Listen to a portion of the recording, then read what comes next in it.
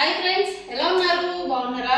Happy Friday అందరికి. ముందుగా ఈ రోజు అయితే నేను చేసిన స్పెషల్, ఇంతకు ముందు ఒకరు అడిగారనమాట కామెంట్లో, అక్క ఫిష్ బిర్యానీ చేసినప్పుడు ఫుల్ వీడియో పెట్టొక్క అని. ఈ రోజు అయితే ఫిష్ బిర్యానీ అయితే చేశాను.